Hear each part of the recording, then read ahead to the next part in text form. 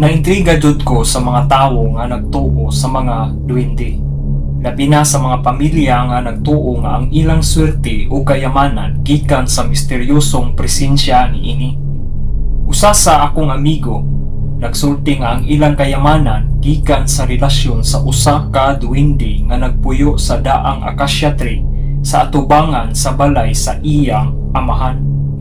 Abi nako, imposible kini. Apan ang iyang mga kasinatian nagpamatuod nga lahi gyud ang kahimtang sa mga tawo nga nakasinati niini.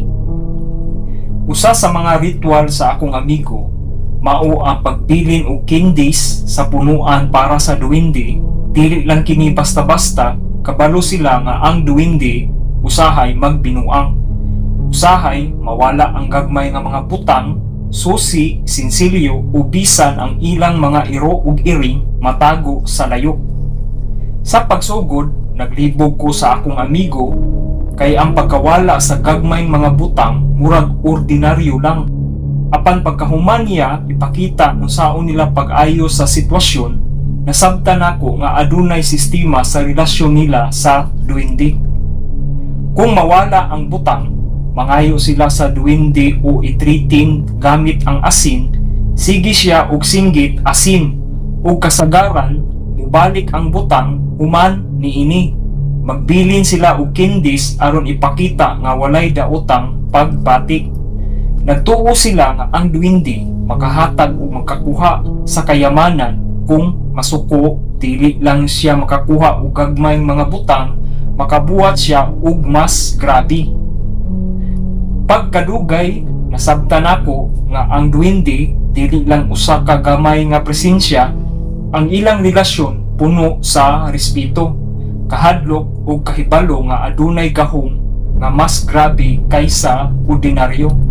Usa sa mga higayon, usa ka butang nga dako ang nawala, ang ilang paboritong iro nga sa wala damha natago sa layo sa garden.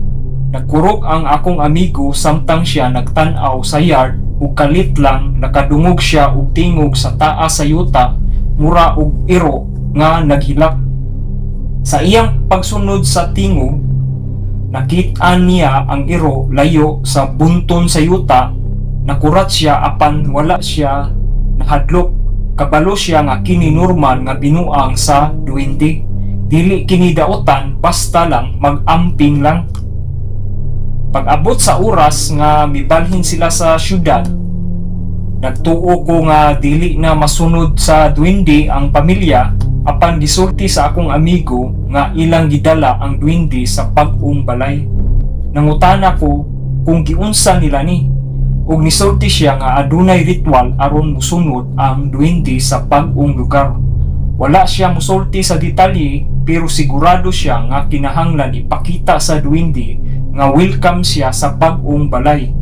Sa bag-ong balay, sigurado sila nga adunay dako nga hawan sa yuta sa likod para mubati ang duwende nga komportable.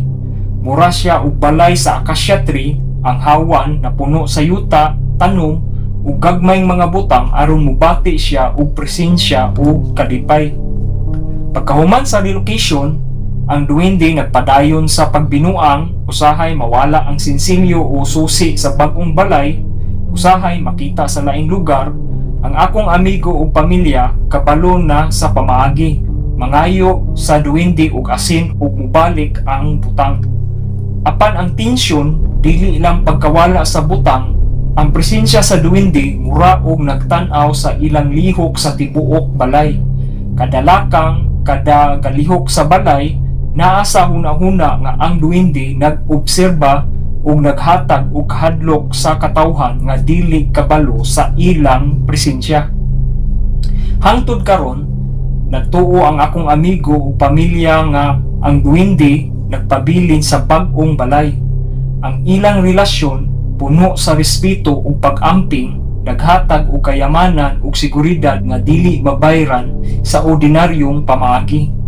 Usahay mawala ang usa ka butang o makita nila nga nausab ang posisyon sa ilang mga gamit, mao kini ang reminder nga sila bisan sa syudad ang misteryosong presensya sa duwende nagpabilin ug ang kahadlok ug pagrespetuhay nag-uban sa usag-usa.